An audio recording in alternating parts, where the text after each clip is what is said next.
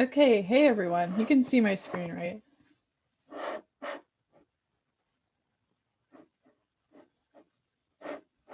Cool, thank you. Okay, let's begin with our last onboarding presentation for the winter 2021 term. And this week, we're going to be combining all that we've been discussing for the last 3 weeks, so assembly, rework, and testing equipment, into our presentation on validation and specifically troubleshooting during the validation process. So let's begin. I guess before we do begin, just want to point out, in case you aren't really sure what validation is, it's basically after we have gone through, our first few weeks where we are learning how to assemble, how to rework boards, and familiarizing ourselves with test equipment, we have to make sure that the functionality that we present during or present in our designs are executed in our PCB, and that there aren't any actual problems with the functionality as well as all the components themselves. So validation is that process of completing or going through the checklist of functionality. And then troubleshooting, and I'll talk about this more a little bit later, but it's not exactly part of the process, but it is expected. So hopefully this presentation will be a good enough virtual equivalent to getting some real experience. And let's begin. So agenda for today, we're going to start with just understanding what troubleshooting is in the validation process. And then we're going to go into some troubleshooting basics. So there's a lot of troubleshooting techniques. So we're going to cover some of the things to look out for, some of the problems that will probably arise with the boards we design on Midnight Sun. And then we're going to attempt a interactive, a section of this presentation, which is when we're going to go through some troubleshooting exercises. And so far we haven't been, in our onboarding, haven't been doing way too much stuff that involves contribution or involvement so far. So hopefully this will be a fun experience and will not go chaotically. So yeah, let's begin. So validation efforts, as I said before, they're making sure your design works as intended. After you've assembled everything, you spent all the time through the manufacturing process and design process to get your board in a shape where you have all your components, it's fabricated. You have to make sure that it actually works, because we aren't going to just throw our boards after they're assembled into the car to start working. That's unsafe. So we have to have a pretty good plan in our validation stage and follow through with it pretty well. So what we want to do from validation is making sure we look for our flaws and our faults in our design. So that involves, or that really ranges with the complexity of the design. So you will have a more complex testing plan that is basically kind of like linear with the complexity of the design. And so there's just some more things to look out for. And while we're doing validation, we care a lot about objective data. So we have our documentation usually consists of executing on test plans, possibly writing reports, making graphs and tables like on the right that show us different states, different captures, and objective notes that will give us information for how we're going to proceed with a new revision.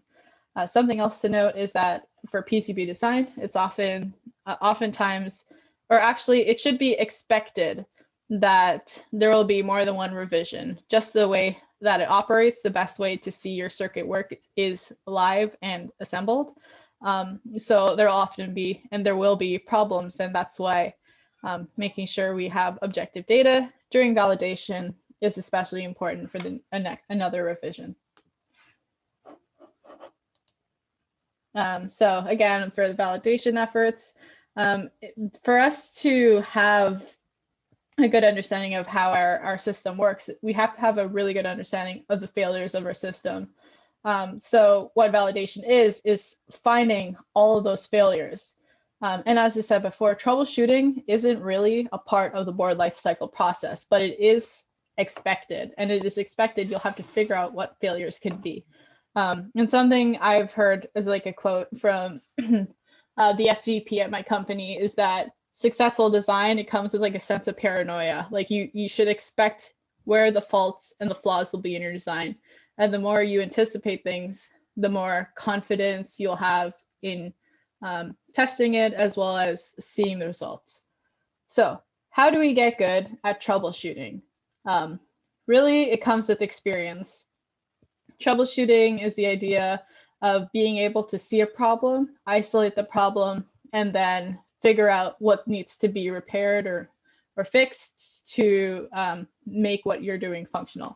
So it definitely comes with experience, but unfortunately, with the situation, it's hard to get hands-on bay experience.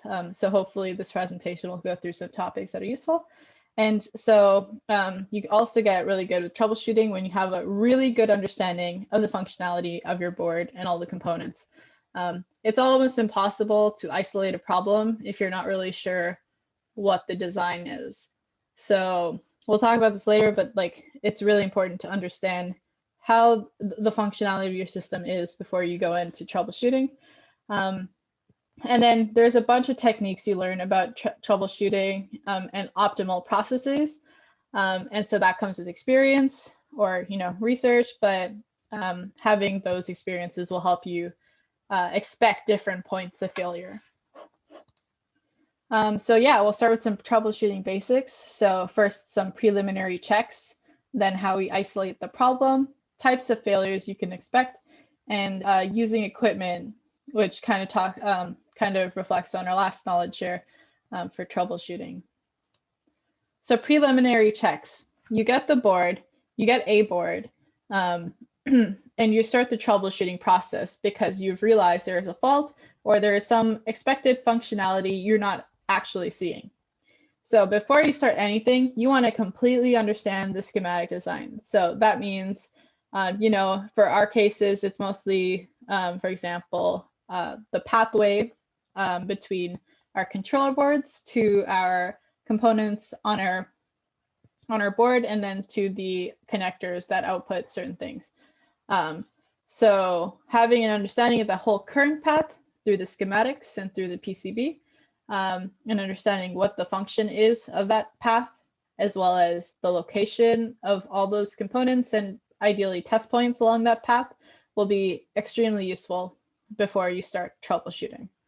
And then checking the power rails is usually a good place to start. So if you probe with your DMM and you see voltage on the inputs and outputs of all your components, you can check if they're getting the power they need, or at least the voltage they need. And then in some cases, we can measure the current through the traces and be able to tell if they're getting the power they need. And then any visible shorts on the power rails, that would lead to a failure. So again, preliminary checks when you're going into your problem. You want to make sure that there isn't anything visible that could be a possible issue. And that brings us to looking at all your external connections. So maybe, and we've dealt with this in the past, maybe the connector going to your board, the anode and cathode are switched, or the settings on your power supply are limiting the current that can go to your board. So checking all the external connections is pretty important when you're starting your troubleshooting process. And then also checking for all internal components. So everything that's mounted on your board, is it the correct direction? Was it placed correctly? We've often found components were placed backwards. And that's just a failure, that's not functional. Also, was the correct value populated? It could be as simple as placing a resistor. That's the incorrect resistance. Or it could be IC that was placed, but it's not the right part number, or it's a different part number than you thought it would be during design. So errors like that. And then the last thing before you start, isolating the problem, which is our next step in troubleshooting basics, is you want to identify the point of output failure. And what I mean is, if you're testing the functionality, you want to make sure that you have an understanding of where you are and what is not working, so you can work backwards from that. For example, if you were to want to turn on a switch, and on the output connector, you expect power to be, or voltage to be present there for an external component. If that was your function, you tested for that, you ran the code, but there was no power there, that would be your point of failure. And then you can work backwards from there and figure out what went wrong. So that's where we get into isolating the problem. And this is pretty important because I think the best way to approach troubleshooting is the understanding that every part of the circuit you've designed can be tested for. And the current flowing through every trace to every component, that could be tested for. We have the equipment to do that. And when you have a sufficient understanding of the flow of the current through all of the traces, paths, and vias connecting our circuits, you can definitely isolate the problem and start breaking down where there's failure. So some things you can do to check and isolate each of your points in your circuit. You can check for continuity between the traces of components. So for example, a lot of times we might have soldering problems for our controller boards. So having a multimeter and checking one pin of the controller board to the next and making sure that there is almost zero resistance with your ohm meter is a really good way to check that there's continuity in the trace. So that's not a problem. You can also check the voltage at the inputs and outputs of each component, and that will tell you if the component is acting as it expected. In the case it's quite analog. And then you can also scope or use an oscilloscope to look at the time between different states and compare timing. And these are all ways you can look at every single section of the circuit and follow through with the current and check that it's all going in the correct direction, basically. So an example is if we had a problem reading a voltage from a potentiometer at your MCU, what you would want to do is you would want to check the voltage at the pot first and see if it changes with every turn. And then you can look at the voltages at every subsequent part before it reaches your controller board, which is what CP stands for. And then you can check the voltage at the pin of the controller board. And then if you turn the pot and the voltage is correct at the controller board, it gets that far, then you know that it should be probably a firmware problem. But the whole idea is that you're checking every single part along the path until you have the confidence that the direction of current is correct, the voltages at every point are correct. So another thing to keep in mind when isolating the problem is that you may have to remove components when you're trying to isolate where the failure is, because oftentimes, like the best way to approach it is very stepwise. Like for example, the circuit below. If for some reason I wasn't getting the output I wanted here, but it was based on the inputs here, I could always take off all the components on this side of the path and then check at each subsequent point as I put on components again and check the voltages and check if it matches what I expect. So that there's oftentimes we'll have to take things off to figure out what the problem is, but that's just part of the troubleshooting process. And other things we use when we're isolating the problem is headers and test points. So sometimes, and you'll see on the schematic, there's a lot of test points. Sometimes you aren't sure what the problem is, but you think it might be an IC. And then you can use test points as a way to either, just probe, see what the voltage is there, or also be a source. So for example, if I just wanted to check if U8 worked here, but I wasn't sure if U7 worked and I didn't want to deal with it, I can use the test point here to hook up a power supply or something and set a voltage reference as my comp out pin. And so you're using the test point as a source or headers as a source. And that's just a part of what you want to do if you're isolating the component itself. And then finally, when you're isolating things, you might want to just jumper over certain circuits if the functionality, if you want to test certain functionality. So if we, for example, just wanted to not use an AND comparator here and just have the output of the op amp determine the input to S4 on this IC. We could use a bit of wire or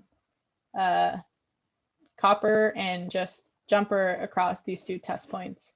And then hopefully also depop this, so take it off the board. And that just allows you to, you know, once again, break down the circuit, take off the component and see what might be going wrong. So the next part is, what are the kinds of failures you can expect while you're testing? So oftentimes we can have component failures. So this is when, you know, your component shorts. Sometimes if it shorts, there will be smoke coming out, burn marks, like in this picture, even sparks. You've seen it. And it's most likely due to an assembly fault, but it's something to keep in mind. And it's basically an obvious failure. Other component failures are if you have damaged pins or packages. Sometimes we can get components that are very sensitive to heat. And so if we hold the heat gun over it for a long time, for some reason, we were trying to reflow it, the component could fail because it's out of its operating conditions, or recommended operating conditions, or even the pins themselves could be damaged somehow. And so they aren't actually getting contact with the pads, and it's another component failure. Other failures we've seen is when incorrect terminals are connected. Like I said before, we've had the case where the input power is actually not correct. It's not anode to anode on our board, and same thing with the cathode. It's we've reverse powered it, which is also why we have a ticket now for reverse power protection circuitry. But yeah, it's definitely another failure mode. Assembly failures happen very often. So the ICs may be put incorrectly on the PCBs. So you might remember from previous weeks, we talked about when you're assembling things, it's important to match the dots on ICs correctly. Or with diodes, match the cathode line on the package to the silk or the text on the PCB. So that can be a failure. Solder joints, as you can see here, they will happen and they will short pins, and that will be a failure for sure if the pins aren't supposed to be connected. Incorrect value populated. Again, that's an assembly failure. That could be a reason for your functionality to not happen, or not enough solder on joint. And you'll find this last one is pretty prominent when you're soldering something with a large ground plane. So the way it works is that, of course, if there's more copper, which is what your ground plane is basically, the amount of time it takes, or the amount of heat it takes to heat the entire plane, will be a lot more if it's larger.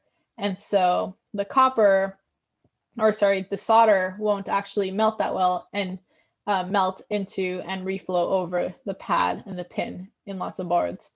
So oftentimes soldering is the reason why we have problems. Other types of failures, so logic flaws. An example, or okay, just what logic flaws are first. This is just a problem with the actual, sorry, I was just looking at the chat. Anyways, this is a problem with the actual circuit. So some logic, some of the design is not functional. And maybe it's from a lack of resources on the IC side, or lack of understanding of the operation of the IC, or maybe it's just logic, but they do happen. So for example, our old power select revision had an issue where basically it required voltage reference to operate one of the ICs, but for the IC, or for the voltage reference to appear, so for 3.3 volts to appear, the IC had to be on. So that was the logic problem. If there's no 3.3 volts, it wouldn't turn on, but it needed to turn on for 3.3 volts. So, you know, that's a failure mode logic. And incorrect voltage or timing for operation. We don't deal with very precision timing for most of our protocols, but it can happen if you have way too much capacitance on the line, that there will be a large rise or fall time, and it might be out of operating conditions for the IC you're looking at. So that could be a type of failure mode. And then finally, design flaws. So when I mean design flaws, I mean like flaws with mainly the PCB or the layout. So one is noise affecting the voltage reading due to placement. So if for some reason there's a lot of noise, maybe from like a switch converter, and it's interfering with an analog voltage reference, then that could be a flaw or failure mode. Or maybe there's not enough power. From a switch or something going to a component, and so that could be a failure mode. Again, not in the operating conditions, essentially. You could also have incorrect footprint. So you might have wanted a footprint, you might have used this kind of footprint and bought an IC with that matches the footprint, but you're actually referring to a different one, and you'll have to do some sketchy rework like this later on, or you might find yourself in this position. So this is a failure you want to scope out.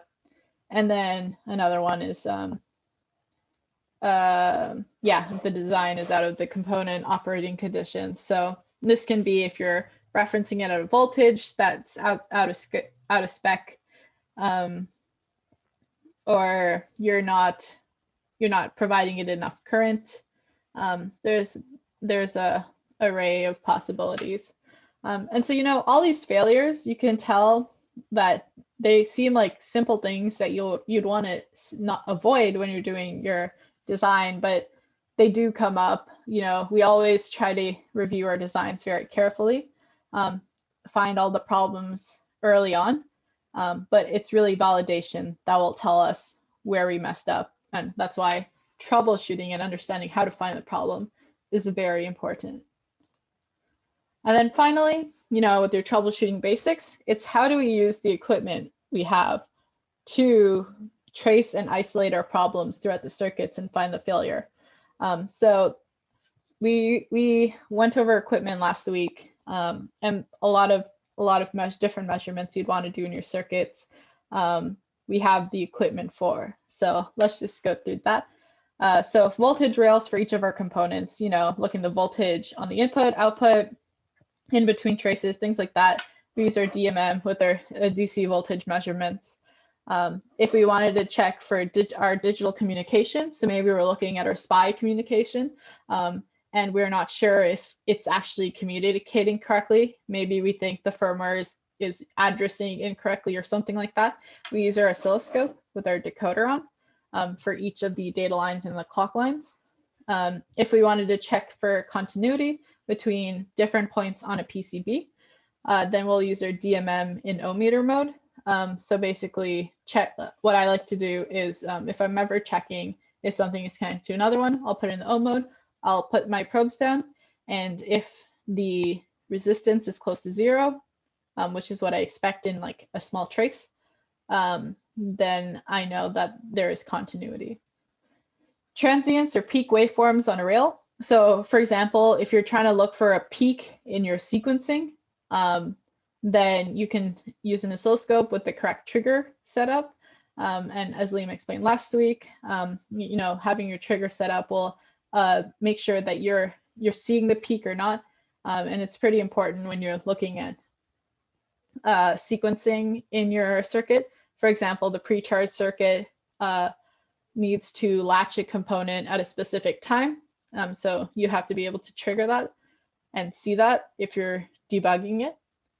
Discharging of a capacitor, something else you can look at with your oscilloscope, or any sort of discharge or charge waveform. You want to see the time it takes to rise or fall, and that you can look at with an oscilloscope. Sometimes you'll also want to, in your troubleshooting process, see if a component is heating up a lot.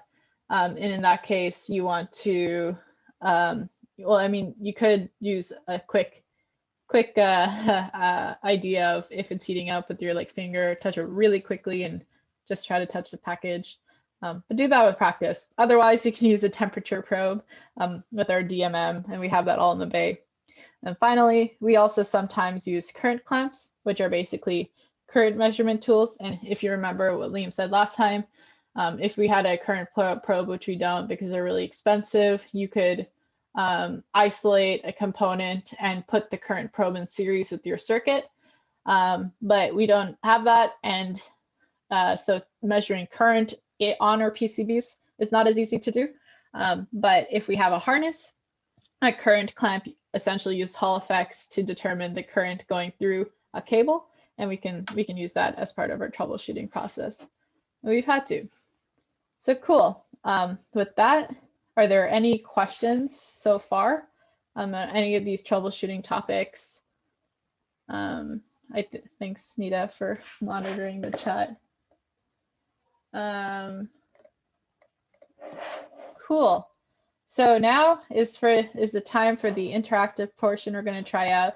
I figured, you know, there's only so much you can teach about something that's an experience-based problem over Zoom. So I thought maybe the best way to do this, and I really hope everyone participates, either throw something in the chat, I'm looking at it now, or unmute your mic. But I was thinking we could go through 3 examples of moments that we've caught failures literally last term and see if we can isolate the problem as a team or / everyone on this call.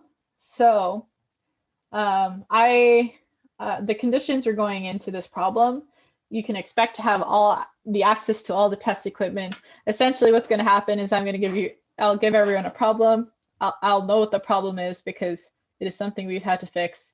And leads, feel free to chime in. Well, you guys might know the problems, but chime in if it's quiet, I guess. And the conditions going into the problem is that everyone has access to all of the test equipment. You have multiple access to all the components. So if you expect it's a component failure, you have more of that component if that's what you want to do to replace it. And you have access to all of the materials you need to make any sort of harnesses for testing. So if you guys are unsure what to do, you know, we'll nudge you in the right direction, but I thought it would be a fun interactive way to approach learning troubleshooting. So let's begin, and I'll be showing you the board, and we'll be like going through it and seeing what might be the issue and going through the schematics and stuff like that.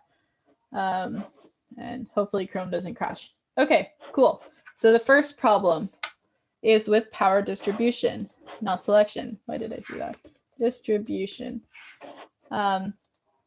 So essentially, this is the problem we had, and let's go from there. So there's input power to the board. We see 12 volts going to the board, and we are testing our firmware. So we have, let's assume everything on this board is populated. So by the way, if I use the word populated, you're not sure what that means. It just means that the components are placed on the board. So everything is placed. So the firmware code is run, and it asks the board to turn on a load switch. So basically what power distribution does, so you have a summary, is that there's a controller board, obviously. Controller board communicates with an I/O expander. The I/O expander has an output voltage, which it sends to a load switch. A load switch is literally what the name sounds like. It's a switch. So this enable signal will turn it on, and you'll find that 12 volts will go to the connector. And that's the way it works. So firmware has asked us to turn on, or to it says my internet is unstable. Can you guys hear me? Yeah, we can hear you. Okay, cool. Let me know if I cut out. Anyways, so the firmware is trying to output 12 volts to this connector, but the problem is it's not outputting. And also, when it does output, the design has it so that the LED will turn on. So I just circle this LED. Let's go with this load switch. I think it was this one. Yeah, this LED will not turn on. And so that's your problem. So I'm going to be writing our notes as we go. But yeah, does anyone have any idea where we should start? And remember, we have our preliminary checks. We have the steps for isolating problems, types of failures, that kind of material to reference. Check the voltage across the LED. Cool, let's do that. So we go to our board. Hunter, do you have okay, just across the LED, that's fine. Wait, where are we? Okay, let's just say we're checking the voltage with reference to the isolated ground over here. Sorry, over here. Let me also write this down. Voltage on LED. Okay, maybe. How did I do that? Measure voltage on LED. By the way, I didn't know if I mentioned it, but this is like kind of choose your own adventure style. So I'm gonna write it all down. I don't have the I don't have it written out every single combination. So I'm just gonna tell you as you go what happens. And I'm trying to remember the problem. Oh yeah, okay. So voltage across the LED is 0 because yeah, it's not turning on because there's no drop across it. So it is 0. What do you do next? I forgot to record? No, it's recording. It says it's recording for me. There's a dot.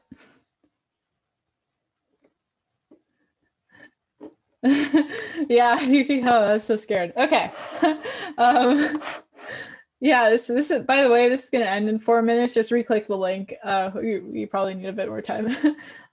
Any other suggestions? What to do next? We know the check polarity of LED. Good question. Good idea. Luckily, the LED was placed correctly. LED polarity. It was placed correctly. Cool. Let me put this here. Yeah, so that's not the problem. What to do next? You guys can also unmute if you like. And all of these, everything so far is being great. So don't worry, just throw something out. What to do next?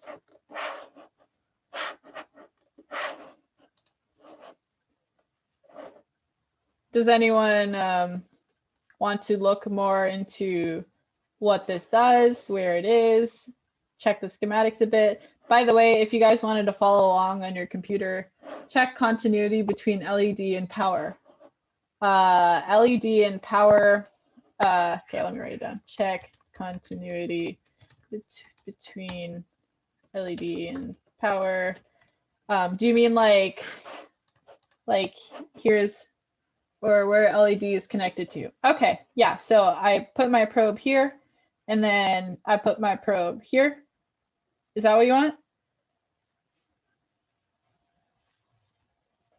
I'm just going to assume that is it. Yes, it is connected, luckily. So yes, so the LED, it's being controlled by this pin. Yeah, sorry, this pin, because it's just there's a resistor ground, and if there's power, you will see it. Yes, what was he saying? Okay, anyways, the LED does not, or sorry, is connected to U4 over here, which is our load switch.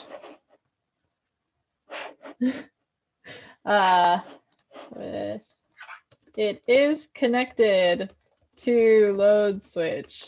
Cool. All good suggestions so far. But what does that tell you? If the LED doesn't turn on, what kind of indication do we get from the output? Check the load switch is working properly. Okay, but how do we check that it's working properly? What are we looking for? Let me go to the schematic as well, so it's easier to reference. Okay, this is our load switch. We're enabling the horn. Cool. what do you want to check what do you want to do to check that the load switch is working properly?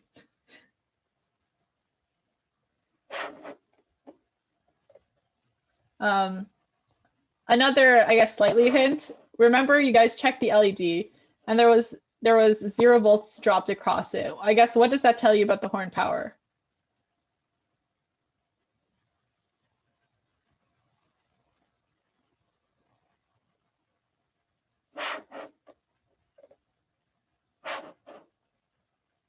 It's not doing the thing. Yeah, something is, yeah.